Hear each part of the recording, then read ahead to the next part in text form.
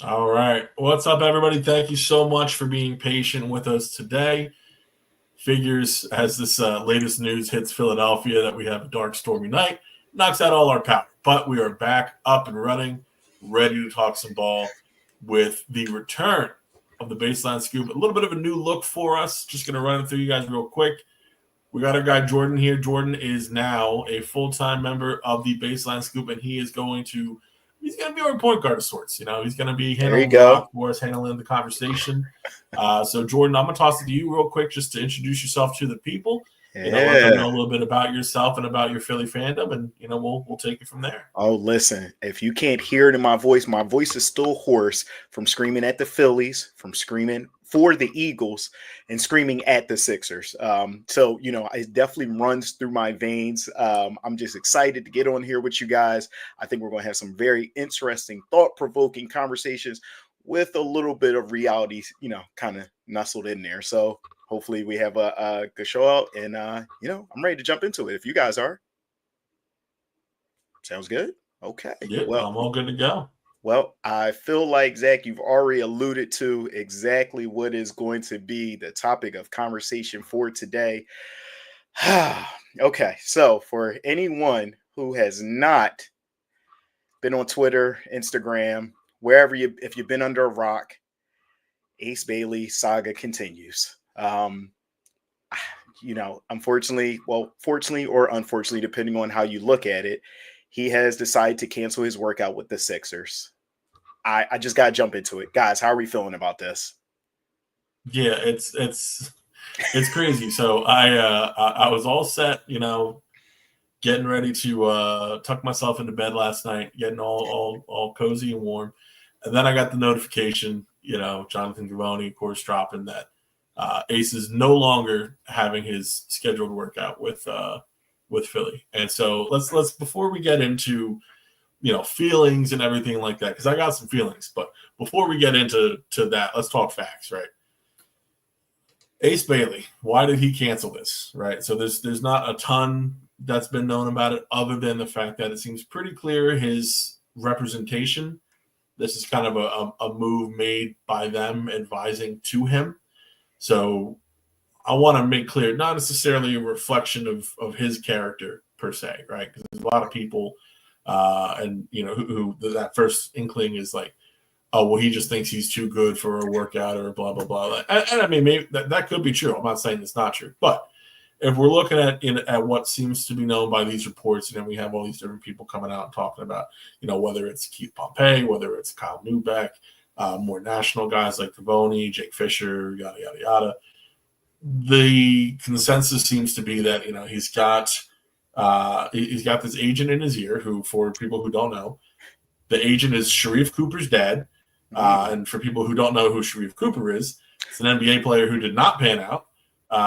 So still young, but he's like, let's be honest, like he's not. He could have been. There's nothing about being Sharif Cooper's dad that makes me feel confident in your ability, right? So now we're looking at his only client is Ace Bailey, and he's getting all this advice, and it's not seemed to be very. It's not advice that I would give. It's not advice that I think you want a lot of people give it. So it seems to be from him, not necessarily from Ace. But it's another red flag in a long line of red flags. So now kind of getting to that feelings portion after we've acknowledged, like, this is probably coming from the agent, not necessarily Ace. Yeah, there's still, I think people well within their right feeling some type of way about this. And even the Sixers could be among them. Okay. I mean, so I Justin, I want to get to you in a second, but I also want to make sure just to give a full perspective of this.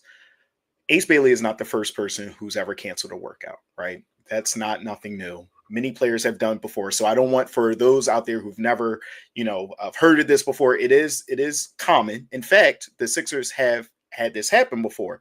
If you go back to 2016 with Ben Simmons, that happened. If you go back to 2015, funny enough, D'Angelo Russell, Porzingis, and Jahlil Okafor, if we remember, also weren't too big of fans of the Sixers. And if they probably would have had their way, they probably wouldn't have been there either. So, I do want to give context there. But why do you think, Justin, this time, or Ace Bailey itself, it feels a little bit different? Because I feel like it feels a little bit different for me this time. I think it feels different because there was so he's always consensus, probably 2 or 3, right? Then the season played out and he's clearly 3. I think the way the lottery fell is what made the change and what's happening now. Obviously, he has a lot of upside, a lot of talent, and I was in the Ace Bailey like bucket. Like I was like, has a chance to grow. Whether he would fill in this team right now, maybe not, but possibly he could down the future. But I feel like now, because there were so many people questioning like where he can end his range. You got people saying he's T-Mac. You got people saying he's, Corey Maggette. I don't know. I'm just making people up, but it's like such a range of where he could be, right? And the fact that the team that has a 3rd pick, which traditionally, and that's if you're a top 3 pick, you will at least work out with teams maybe like 2, 3, 4. Mm-hmm. That he hasn't worked out not only for any team, but neither the Sixers as well. I think that's why it feels weird. It also feels weird because there's such a contentious point of conversation around who they should draft anyway, and right what they should do with the pick. So it's like people who are not fond or not necessarily fans of the other guys that could possibly be on the board, that it's like, okay, there's no real quote unquote shoe-in 3rd pick. So like people are feeling like, all right, who is this guy to be like, oh, I'm not working out for the team with the 3rd pick because you should be privileged and honored to be drafted 3 overall and to the Sixers, who are normally a winning team, right? But this year, obviously, they weren't. That's why they're in this position. But I feel like it's just interesting, and I feel like, to me, it's obvious. It feels like you've seen it done, and like you mentioned in basketball, but you've seen it done in football a lot, where people try to play the cards or maneuver where they land and where they feel like they see best. And it's obvious that him and his agent feel like they want to go somewhere where he fits better than maybe playing behind Paul George or playing behind Quentin Grimes. They resign him, or just whoever else they had. They wanted to play right away, and they want to be a significant contributor right away, and they rather maneuver and make the people up top or whatever feel some type of way so they can fall purposefully and get to the place where they want to get to. And I mean, I'm not necessarily mad at that. It is what it is. Sixers, I think they're out. And me, as somebody who's a fan and also somebody who reports professionally on the game, I feel like I'm out too. But I also think about, part of me thought about like my son, and like if he's playing somewhere and I'm like, I don't want to go to whatever. Get him out of there. Let's do something where, we're not going to work out with them, because I don't want to go to the Detroit Tigers or whatever. You know what I mean? Like, that's not fair. So I feel like I feel it both ways, but now I'm curious, because you guys both brought up as you talked about it. It doesn't seem like anyone on this call is necessarily anti-Ace directly him, right? It's all the smoke that's around him, whether it's his agent, whether it is the Sixers, whether it's other teams. It just seems like there's a lot of gray smoke around this kid, and he is 18. So that's why I call him a kid, because he is a kid, right? So I'm curious to get your guys' point of view on it. Is that why is it that he's not going number 1, but it seems like he gets talked about so much that he is almost a number 1. Like, we're not talking about any other draft picks right now. And I know we're just here in Philadelphia, but it just seems like even like the national media that's covering the draft is that, I almost forgot that Cooper's in this draft. The way it's just like, oh, well, we know where he's going. He's quiet and everything's moving along. But every other day, it seems like you get on TV and someone says, well, this is what Ace is doing. This is what he's not doing. He said that he's not going to shy away from being a hard shot creator. He's not going to workouts. How does this feel towards you guys? I mean, I'm curious to see whether it's the people around him, the other teams that's trying to position. Like, where do you think all this kind of controversy around him is really coming from? Well, I think first and foremost, the fact that the top 2 picks in the draft seem pretty certain. Yeah. I think that kind of, Jake Fisher said it best. The draft starts at 3. Yeah. So, because you don't have that type of controversy near the top, this isn't like when Paolo Banchero came out and swept the number 1 overall pick, ahead of, when everyone else, was wondering, like, is it going to be him? Is it going to be, Jabari? Who's it going to be? It's not, the Anthony Edwards draft where there was a lot of, controversy around that as well. This is just certain. Cooper Flagg is going number 1. Dylan Harper, there's, Flagg, there's a 100% chance he's going number 1. Dylan Harper, I'd call it probably a 98% chance he's going number 2. So when you get to number 3, that's where the dialogue really starts. And so, if you have someone, especially who, again, is putting themselves in the forefront of the news, right? There's times where, people manufacture news about prospects, and there's times where they're kind of putting themselves in the spotlight. And Ace Bailey, is clearly a guy who has no problem being in the spotlight, for better or worse, right? No press is bad press, or, as they say. But, when you look at Bass and to be clear, this is a guy who, by all accounts, listen to his teammates and stuff, he's well liked. He is, a bit of a kid, but he is 18, Jordan. So I think that is, not necessarily crazy to think, so that maturity you hope comes in time. But he doesn't necessarily need that, it's not the fun-loving aspect of him, the goofiness. That's the problem. The problem is, the decision-making, right? And it's the decision-making on and off the court. He goes to Rutgers, he pairs with Dylan Harper. All right, fine. That's, it's a tough decision in the sense of, like, you're going to have a challenge trying to get that team to the tournament, as we saw, which they did not. But that's your decision. You made it. You don't get to necessarily go back and claim, like, oh, well, look at my teammates. Like, no wonder. It's like, well, yeah, but you chose your situation, right? Well, then you take that same decision making and now you apply it to, well, he's not deciding to work out for anybody. So, like, he clearly has some type of opinion about himself. He clearly feels that he's a star. You listen to the way that he talks, and if you listen to everything that he says, there's some things he says, and it kind of gets you ready to run through a wall for him, right? Yeah. Then there's other things that he says, and it's like, well, hold on, we might be talking to Nick Young. So there's levels to it, man. Like, and at the end of the day, he's going to need to find that balance, right?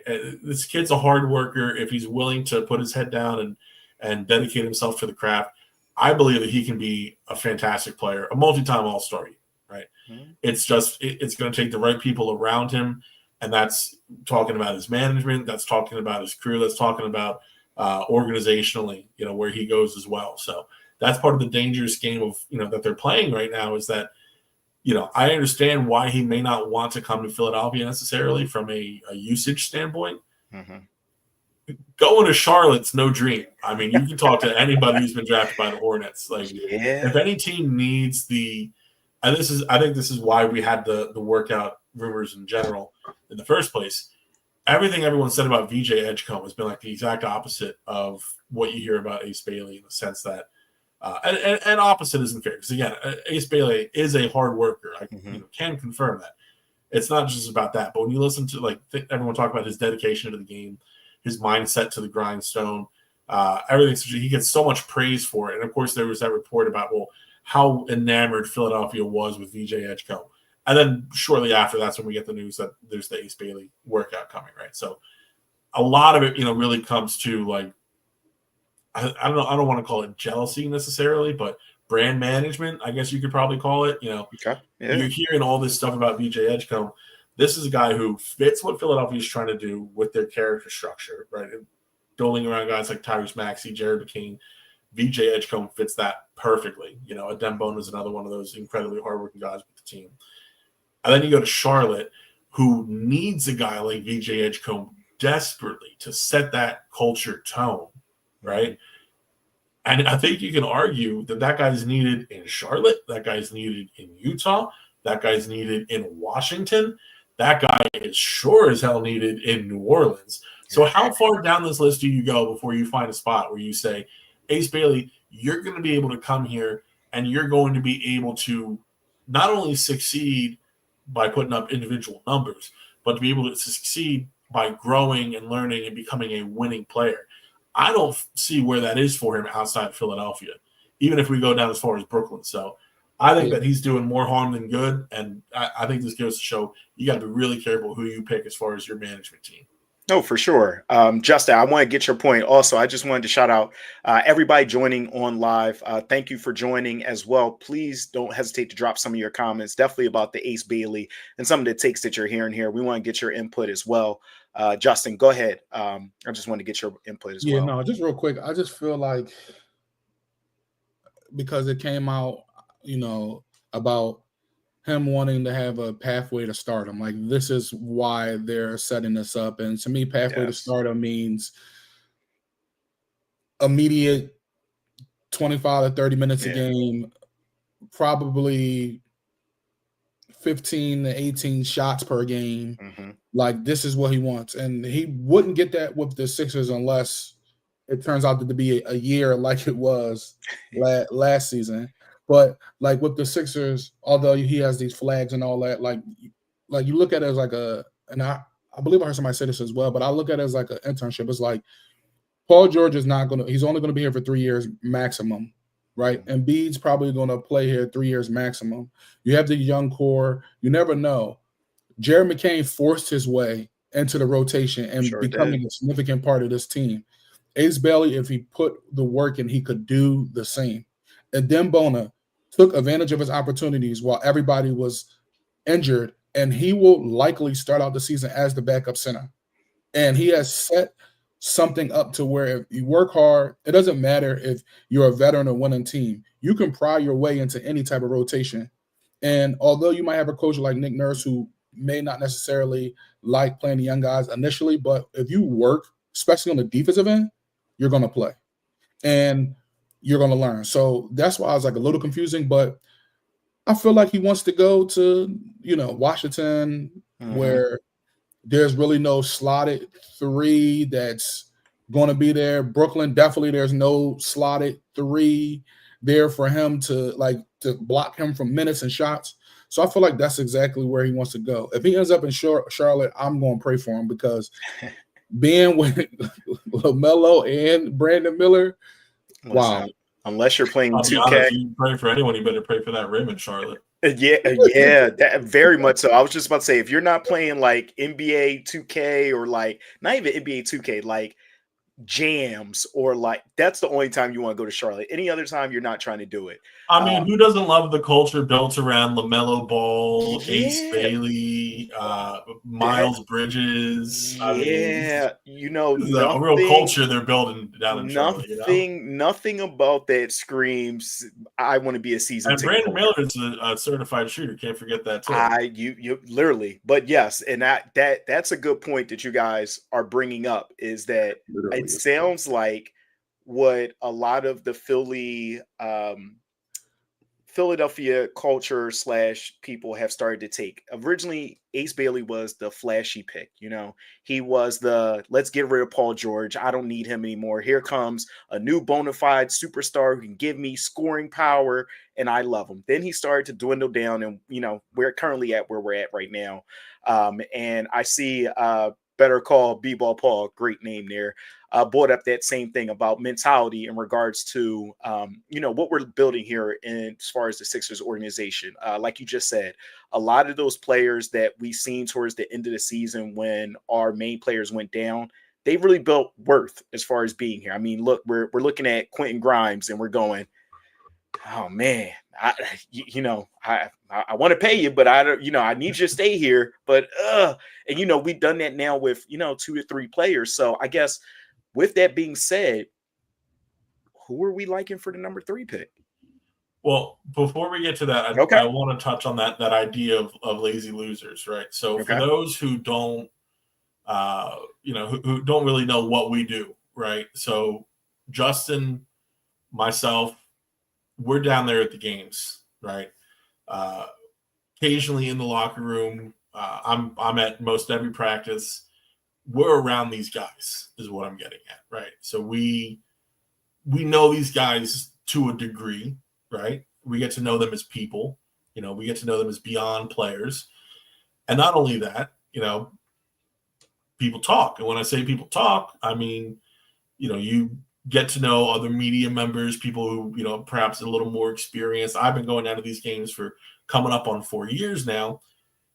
But, there's vets, on the writer side too, who know a little bit, about a thing or two, who you talk to and you kind of understand the personalities of players of years past and things like that. Saying we specifically, Justin and I, have experienced certain players, who have not had that winning drive, right? That desire to win above all things. And if you've paid attention to the Sixers at any point over the past 10 years, you know who I'm talking about, right? We've experienced those players. Now there is this uprising, this new generation. And it seemed like it started with Tyrese Maxey, of players who really give a damn. Tyrese Maxey, Jared McCain, two of the hardest workers in the game. And I think this is why Philadelphia singled them out and loved them so much in the pre-draft process. Then you get a guy like a Justin Edwards, who Justin's kind of a funny guy, but he's a relentlessly hard worker, as we saw working out with Tyrese Maxey in Dallas this offseason. Adem Bona, crazy hard worker. Kelly Oubre, you might not know this, insanely hard worker. So there's guys in the culture now with the Sixers that are building towards that relentless, driving, winning energy, right? Philadelphia needs more of those guys. I want Philadelphia to have more of those guys. I guess this really brings me into your point, Jordan. I want those guys in Philadelphia.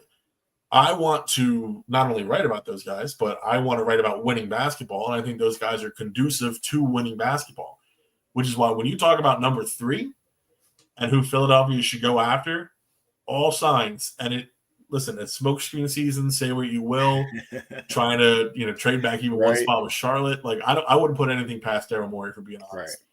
But man, I want BJ Edgecombe in Philadelphia, because that's the kind of guy who not only can you say, well, at a bare minimum, he's gonna bust the ass of every one of his teammates, and there's not going to be a lack of effort on this team. But beyond that, he's going to work every single damn day to get better at the craft himself, right? So you never have to worry about, well, if only he would take a jump shot during the game, or if only he would drive to the hole during the game, or if only he would work on his, going left is a big problem for VJ Edgecombe, dribbling overall, obviously. His handle's not quite there. I don't worry about him working on his handle. I don't worry about him working on his craft as a movement shooter. These deficiencies that we talk about with VJ's game.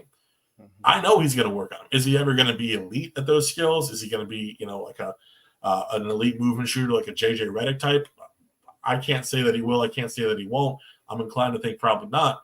I'll tell you this, he's going to work at it, and he's going to work hard, and he's going to have every other person on that team working hard as well. So, for me, that guy is VJ Edgecombe, because that's the mentality. That is the core that I want this team to be built around. Is we're seeing in the finals right now.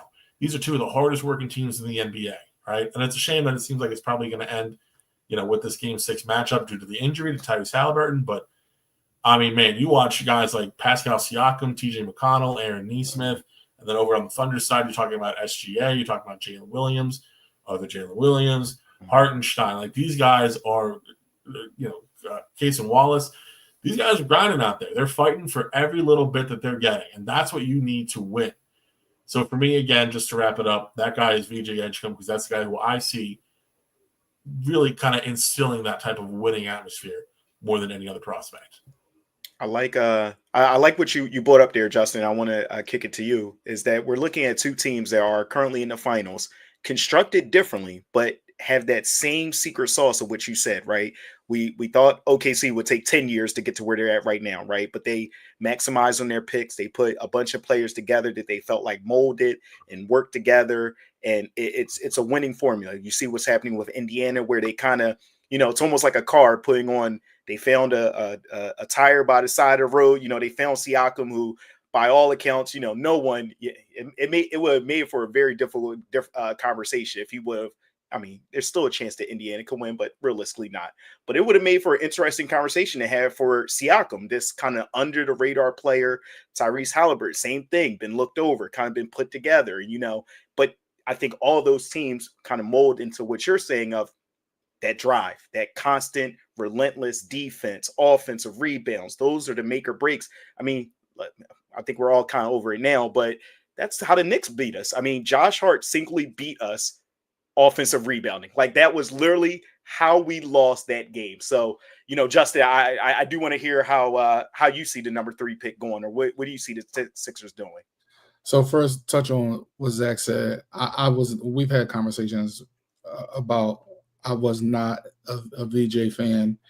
As I've started to go more and more and watching stuff, taping stuff online, I'm slowly but surely coming in. I don't know if it's because, I started to fall back from Ace a little bit, but I think that would be a good pick. And I also think everybody's comparison to him, Victor Oladipo or whatever. I see, like you brought up Josh Hart. I see Josh Hart a little bit early in his career, and he could turn it maybe to a more on-ball scorer, whatever. But for me, it honestly depends on what they do with the pick, even if they take a trade back. But I think realistically, I think the other 2 guys that are in play are Trey Johnson and Con Canepo. And in my opinion, I feel like Con brings not as much athleticism as VJ, like not even going to say that, but he brings that hustle, that heart, that ability to score on the move, score off the ball, score on the move. He has his own little game. He can handle the ball, and he hustles. Yo, I don't even like before, and I'm not even lying, before Pat Bev and Kelly Oubre got here, I don't remember the last time I seen a Sixer literally dive on the floor for a loose ball. I don't know how many times, and I'm not even taking shots at Tobias, but it is what it is. I've never seen him take a charge or dive on the floor for a ball. Like winning. He definitely didn't take a charge. We have science backing that up. Right. So I'm like, when you can have guys like that bring that culture. Duke has that winning culture where you do whatever you need to do to win. I'm like, I don't know necessarily at 3, but if you take a trade back to 4, maybe Khan is somebody you take, but I don't know. His measurables came back a little bit better than people thought. And to be honest, they can use a guy like him who's, especially if they're going to keep Grimes, where you have that 3-guard rotation of Grimes, Maxey, and McCain. And then if you have Khan who can easily play the 3, and be the other guy, I think it could work out. So I don't know. I think that's somebody they should definitely take a look at. Possibly at 3, but definitely if they move back to 4, I would say Khan. Okay. I think before we go on, Jordan, I want to bring up one quick thing on Khan because Justin, you brought up a point which I don't think it's an incorrect point, because when we look at the athleticism of Khan, and the eye test tells you that there is, something occasionally lacking, right? And I think more than anything, it's that lateral speed, right? But Con Canepo, so he wasn't able to test with everybody at the combine. Right. His numbers just came out within the past week, right? So I'm actually going to present this here. And we're going to take a look at something at Point Made B-Ball shared this on Twitter. So Con Canepo has a faster shuttle run than VJ Edgecombe, a higher standing vertical jump than Harper and Richardson and Edgecombe, a better max vert than Cooper Flagg and Ace Bailey. He's athletic, right? So that's the thing, that when we talk about guys who could be in the Knicks at 3, people say like, oh, well, Con Canepo could be a trade down guy. Con Canepo could go at 3. Like, straight up, he could go at 3. Like, that's – and I think Justin, you killed it. Like, those are the guys that you're talking about going to 3. But let's not think like, oh, well, they're going to trade down for one of these guys. Trey Johnson could end up being the most lethal scorer drafted after the top 2. Con Canepo, especially after this athletic display that he had, he could go down. People again are talking about, they're bringing back the Klay Thompson comparisons, which every year, there's these unrealistic, the Ace Bailey, KD, T-Mac comparisons are ridiculous. People talking about the Dylan Harper, James Harden comparisons, those are ridiculous, right? These guys aren't going to be the next KD, the next James Harden. They're going to be the first of their own, right? That's the way that I like to think about a lot of these guys. But you can see, it's not hard to see these similarities between a guy like Concanapo and a Klay Thompson. Now, again, that lack of vertical or lateral speed, I should say, that is going to hurt him. Klay was much better with lateral speed, and that's why he was so effective as a defender. But this isn't some, not taking pot shots, but like, this isn't some Kevin Huerter guy coming in here. Like, this isn't JJ Redick coming in. Like, this is a guy who can be a legitimate defender at the NBA level. And while you may not love the fit of him, Maxey, and McCain on the floor defensively at the same time, it's not necessarily the end of the world either. And I'll be honest, I feel a lot better about him as a defender, especially athletically, than I do as thinking about Trey Johnson from an IQ and from a desire perspective, right? Trey Johnson, obviously a great athlete, but he hasn't shown that want to or that knowledge defensively. So all that just to say, like, if we're thinking about Concanapo as a trade down candidate, start thinking about him as a potential player to go number 3 overall. Ooh, I like it. See, this is why I love these conversations, because each week well, not each week, because we're pretty much done now, but every we get to these points where new names get brought up, and I will be, and I joke with Justin about this all the time. I say this is the March Madness effect, right? This is the point where you haven't watched a college team or you haven't watched a college player for the whole season.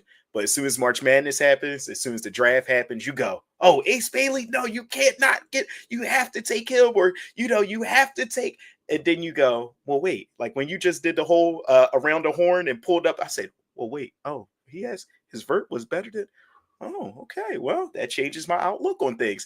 And that's why I think it's so important that, we have these conversations, because like I said, a lot of times media will tell you who you shouldn't pick, but they never show you who's the person you're really looking for. See, you can't get this. This is like ESPN. Like, I love this. We can move it around. This is all that.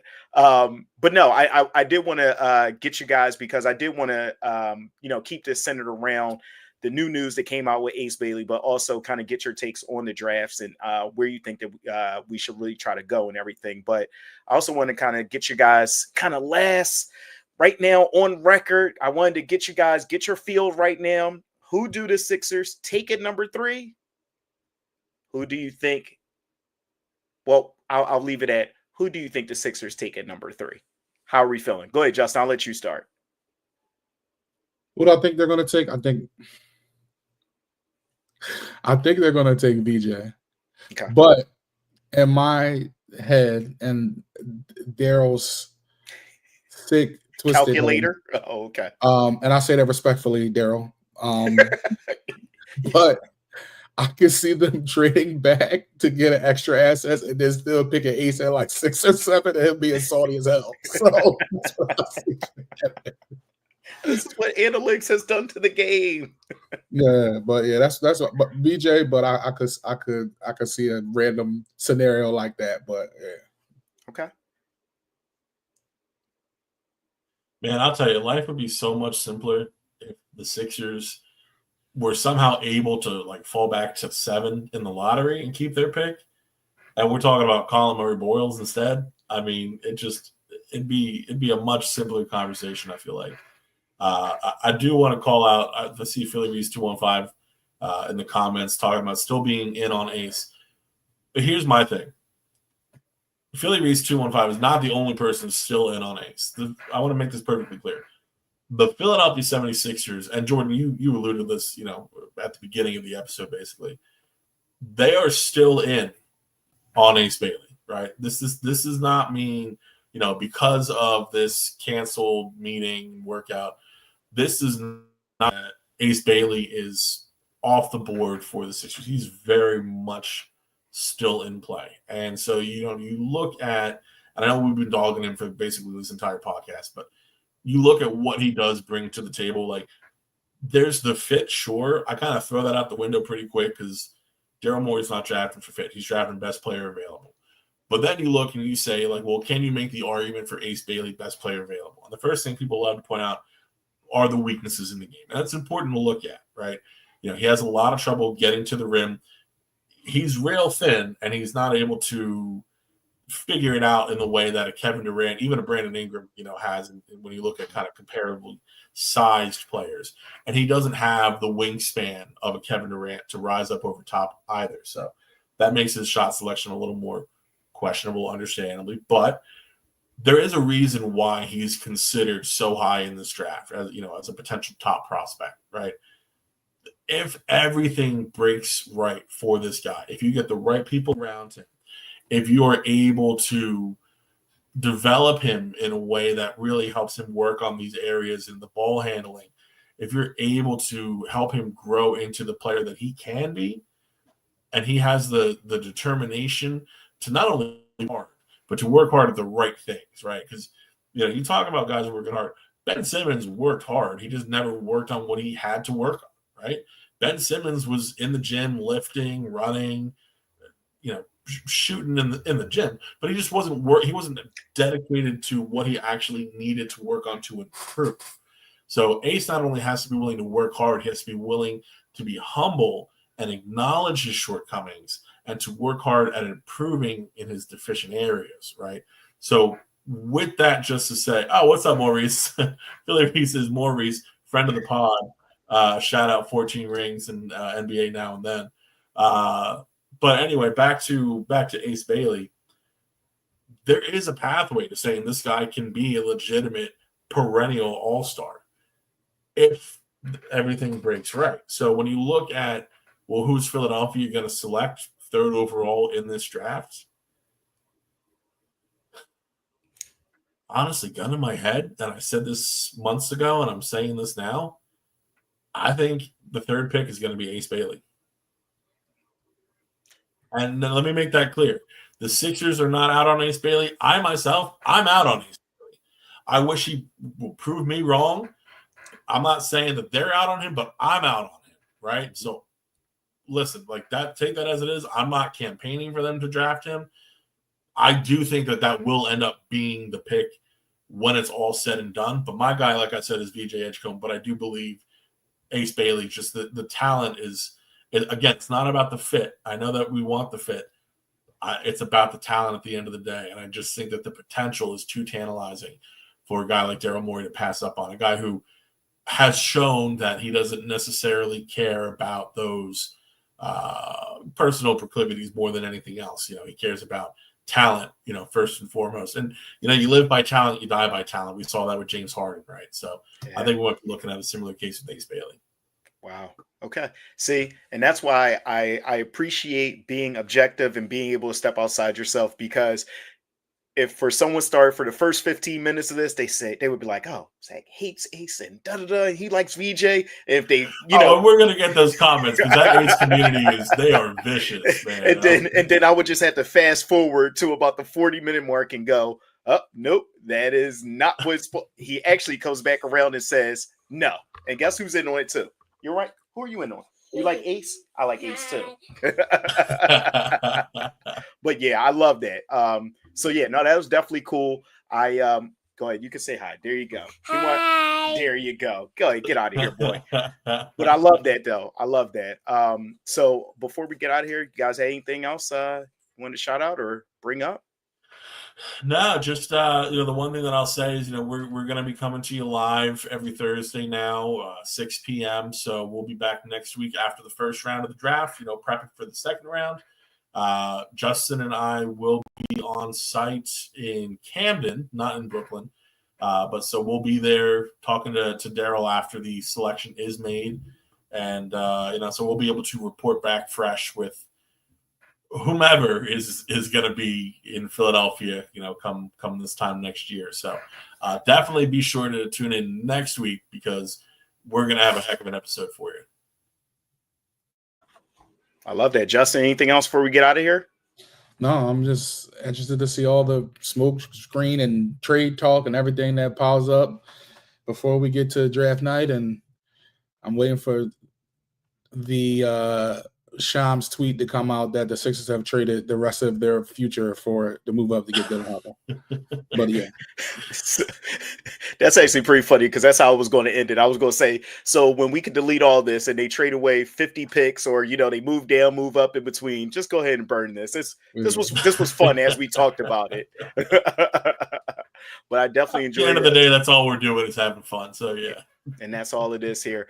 Before we get out of here, more importantly, besides Zach, besides Justin, I want to make sure that we shout out everybody who was able to come on in, comment, tweet, everything else. We appreciate it. And as always, we'll be here next week and we'll be happy to hear your input. And this is the Baseline Scoop. Peace. Peace.